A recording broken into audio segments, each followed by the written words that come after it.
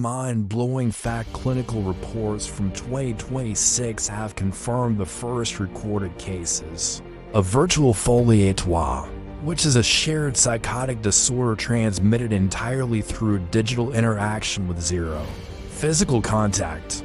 This proves that madness is no longer a localized event, it is a high-speed data packet that can be downloaded directly into your nervous system via screen. As you watch this, your heart rate is beginning to mimic mine. It is a biological phenomenon called physiological synchrony. You think you are an observer sitting safely behind a screen, but you are actually a participant in a silent, invisible transaction. In the next 90 seconds, thousands of people watching this exact frame are entering a state of neural entrainment where their brain waves begin to pulse in unison. Group psychosis is not some ancient glitch or a dark chapter in a history book. It is an active feature of your modern biology. From the medieval dancing plagues to the viral digital rages of today, the mechanism remains identical: the total surrender of the individual self to the collective we. You are not just consuming information, you are being integrated into a network. The stakes are immediate and high, because if you do not understand the underlying logic of the madness, you are already its next intended host. This is not a history lesson, and it is not a theoretical lecture. This is a survival manual designed to help you maintain your cognitive sovereignty in an age of mass contagion. By the time we reach the end of this video, you will either have the keys to your own mind, or you will realize you have already handed them over. When you enter a digital crowd, your brain undergoes a profound biohack that shifts your very sense of self. The prefrontal cortex, which acts as your seat of logic and critical thinking, begins to go quiet, while the amygdala spike takes full control of the wheel. This process is known as deindividuation. Evolutionarily, being part of a tribe was the only way to ensure survival on the savannah. But in the digital age, it means your nervous system is being remotely hijacked by external stimuli. Stress hormones like cortisol and adrenaline flood your system, narrowing your focus until you can only see the threats defined by the group. This is not a metaphor. Your brain waves literally begin to oscillate at the same frequency as the influencers or charismatic leaders you follow on your feed. You are no longer thinking in the traditional sense. You are vibrating in a state of collective hyper-arousal.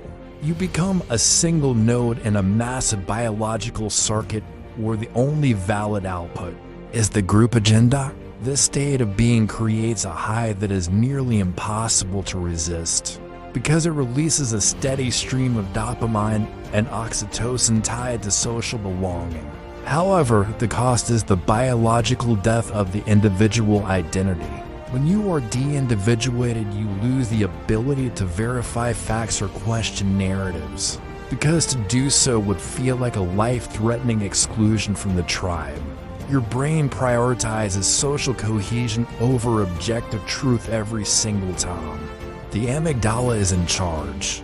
This is how normal people are converted into zealots overnight without ever realizing the chemical shift that took place behind their eyes. You are not a person anymore, you are an echo. How does the madness spread across thousands of miles without a single physical touch? It moves through the infection vector of emotional contagion. Data confirms that outrage and high-arousal emotions travel 6 times faster through the social graph than objective truth. This is the mechanism of the digital plague. The group creates an outgroup, a specific scapegoat to blame for all systemic frustrations. This triggers the outgroup homogeneity effect, a cognitive bias where you stop seeing individuals on the other side and start seeing a faceless, dangerous enemy that must be neutralized. You begin to mimic the language, the specific cadence of anger, and even the literal breathing patterns of the crowd you inhabit online. Stop.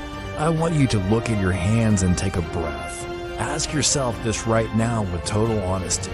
Is the burning thought in your head actually yours, or did you download it from a headline this morning? The infection relies on the positivity bias found in echo chambers where every agreement releases a hit of dopamine, effectively drugging you into a state of total submission. By the time you realize you are infected, the other has been sufficiently dehumanized so that any remaining logic is replaced by raw survival instinct. You are now witnessing cases of virtual folie à trois, where entire delusions are passed between strangers who have never met. This digital cohabitation creates a shared reality that is entirely untethered from the physical world. The algorithm acts as the primary inducer feeding the delusion, until it becomes the only thing you can see. It uses your own empathy as a weapon against you, turning your natural desire for justice into a fuel for collective destruction. You think you are fighting for a cause, but you are actually just spreading a virus of the mind. That requires a host to survive. The logic of madness is that it makes the irrational feel like the only moral choice left. It convinces you that your neighbors are monsters, and that your screen is the only window to the truth. But the window is a mirror designed to show you exactly what the group wants you to become. Recovery from group psychosis requires the radical reassertion of psychological sovereignty. This is not about sticking your head in the sand or ignoring the world. It is about practicing cognitive decoupling. The first step in the recovery protocol is the 24, our total digital blackout. You must break the neural entrainment by removing the stimulus. If you feel your heart rate spike the moment a notification appears on your screen, you are being hijacked and you need to step away until your baseline heart rate returns to normal. The second step is a mental exercise called steel manning. You must force yourself to argue the other side of an issue better than your opponents can. This process forces the prefrontal cortex back online and breaks the amygdala dominant state of the mob. The third and most vital step is physical grounding. Group psychosis thrives in the abstract digital realm where bodies do not exist. You must reclaim your physical presence. Go outside, move your body, and focus on the immediate tangible environment around you. Group psychosis thrives in the abstract digital realm where bodies do not exist. You must reclaim your physical presence. Go outside, move your body, and focus on the immediate tangible environment around you. If you can learn to control your own breath and monitor your own physiological responses, the algorithm loses its ability to control your brain. Sovereignty is the active refusal to let your empathy or your anger be weaponized by a narrative that you did not write yourself. It is the choice to be an individual in an age that demands you be a statistic.